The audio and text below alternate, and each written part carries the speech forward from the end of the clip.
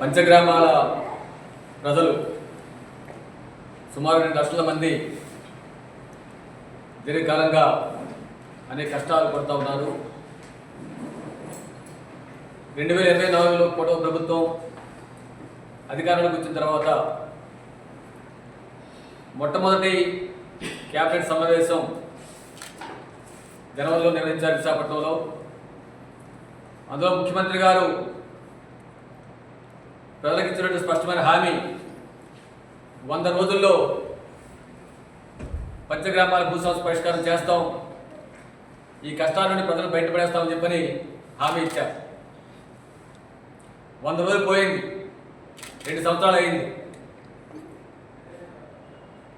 ముఖ్యమంత్రి, ఎంపీ, ఎమ్మెల్యేలు వీళ్ళ మాటలు పోటలు దాటుతున్నాయి, ఆచరణ మాత్రం గడప దాటం లేదు. కాబట్టి పంచగ్రామాల ప్రజల భూ సమస్యని తక్షణమే పరిష్కరించాలని చెప్పని డిమాండ్ చేస్తూ సిపిఎం పార్టీ మరో దఫా ఆందోళనకు శ్రీకారం చుడుతోంది. ప్రజానీకం ఈ కార్యక్రమంలో భాగస్వాములై జయప్రదం చేయాల్సిందిగా మీ ద్వారా విజ్ఞప్తి చేస్తున్నారు.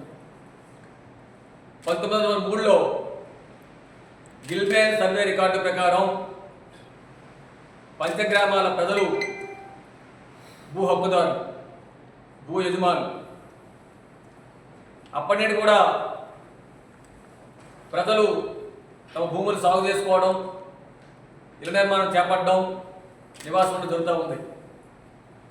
1995 వరకు ఎటువంటి సమస్య రాలేదు. కానీ 1996లో చంద్రబాబు నాయుడు ప్రభుత్వం అధికారంలోకి వచ్చిన తర్వాత చిన్నగదిలి, పెందుర్తి ఎంఆర్ఓని పురిగొల్పి దాదాపు 11,000 ఎకరాల భూముల్లో 9,069 ఎకరాల భూమిని సింహాచలం దేవస్థానానికి కట్టబెడుతూ రైతువారీ పట్టాలని మంజూరు చేయించారు. అంతేకాకుండా 2000 సంవత్సరంలో 578 నెంబర్ జీవో తీసుకొచ్చి హక్కుదారులుగా ఉన్నటువంటి ప్రజానీకాన్ని ఆక్రమణదారులుగా చేసేశారు. దీంతో పంచగ్రామాల ప్రజలు అటు సింహాచలం కొండ చుట్టూ ఉన్నటువంటి వేలాది మంది ప్రజానీకం చాలా అవసరం పడుతూ ఉంటారు. వాళ్ళు ఇళ్ళ నిర్మాణం చేయనట్లేదు, రిపేర్లు చేసుకునేట్లేదు, తమ ఆస్తుల్ని, తమ భూముల్ని స్వేచ్ఛగా అమ్ముకొనివ్వడం లేదు.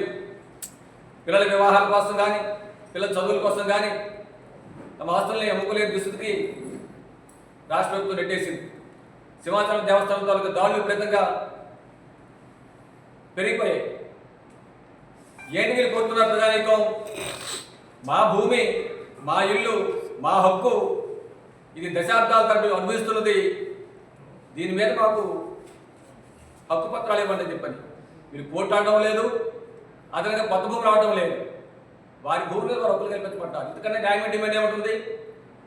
అయినా చంద్రబాబు ప్రభుత్వం ఖాతా చేయడం లేదు. అంతేకాదు సిపిఎం పార్టీ, వివిధ ప్రజా సంఘాలు న్యాయస్థానం దీన్ని న్యాయస్థానం కేసులు వేశాయి.